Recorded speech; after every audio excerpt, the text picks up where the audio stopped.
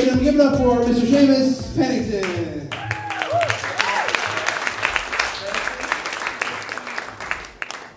No music, Seamus? Silence the whole time. So I have a girlfriend, and she likes to come over to my apartment and watch Star Trek with me. And a lot of people are really surprised when they hear me say that, but I really do have a girlfriend. No, it's hard. It's hard to get a girlfriend. Weird, but it's hard because I kind of match the description of every pedophile reported on the news. Can you tell us about the man that touched you? He was like a scrawny white guy with a dirty beard.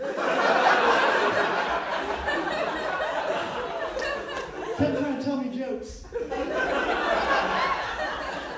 I've worked at an advantage to this though, because my work, the office building, is right next to a curb. It's a gym for women. And there's a police station right next to my house. So instead of buying a car, I just bought a trench coat. And every day I go and just hang out in front of there and put on my trench coat until I get a ride home.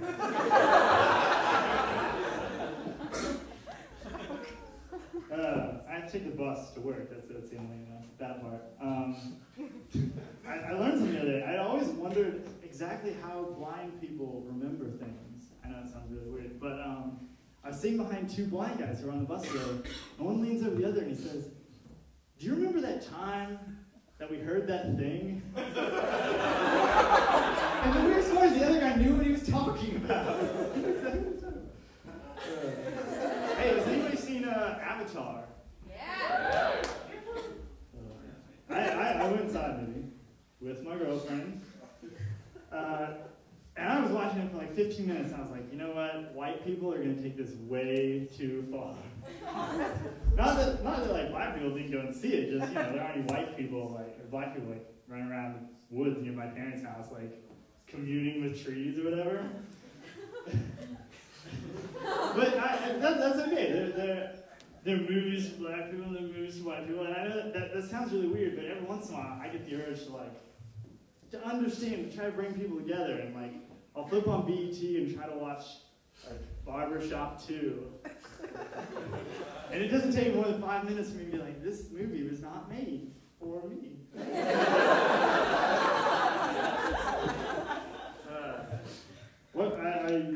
Earlier today, I saw another James Cameron film. Maybe you've seen this, Terminator 2.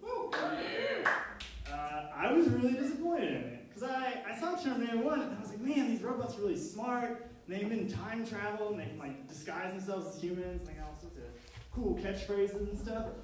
But in the second one, they seemed really stupid. They managed to make their Jello cyborg, but instead of sending him right back to where the other robot was, they sent him 15 years in the future when the kid could program robots and shoot a gun. They had a whole 9-month period where all they had to do was design a robot to push Linda Hamilton down a flight of stairs. I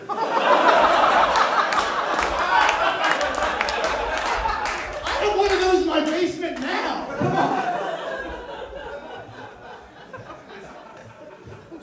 I know I'm being hard on Mr. James Cameron, JC as I like to call him.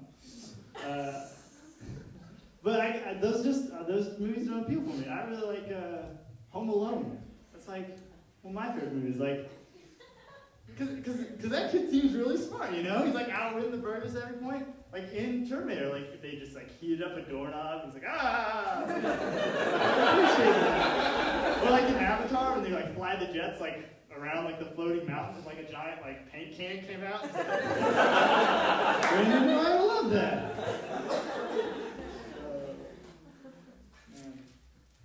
So I've noticed lately that the exchange rate is really bad for Chuck E. Cheese tokens. $1 just doesn't get me nearly as many of those Chinese traps in there. I really like going to the dentist, but not because I'm fond of dental work at all. I'm too embarrassed to get my own subscription to Cat Fancy. I have a cat now, actually. I named him Boots. A lot of people think if you have a cat named Boots or a dog named Boots that probably like black with white paws or white with like black paws. But I named Boots because he kicks ass.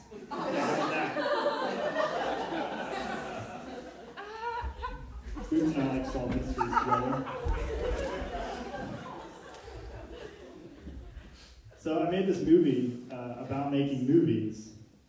And some people call it a documentary, but I call it a mirror.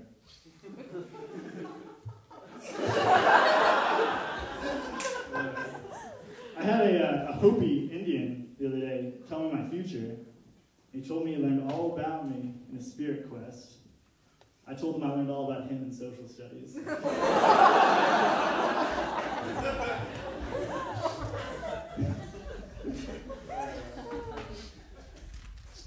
I have one friend who says soda. I have another friend who says pop, but I just call mine a penis. I don't know what the hell you're talking about.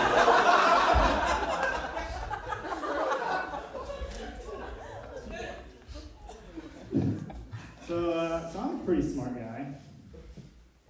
Thanks. I got a job with this last summer, and I was working as a doctor's assistant, helping out with his research. But the only thing was, he was like a really nice guy, and he had a cool car, but he worked with like all these really shady people to like get materials for him.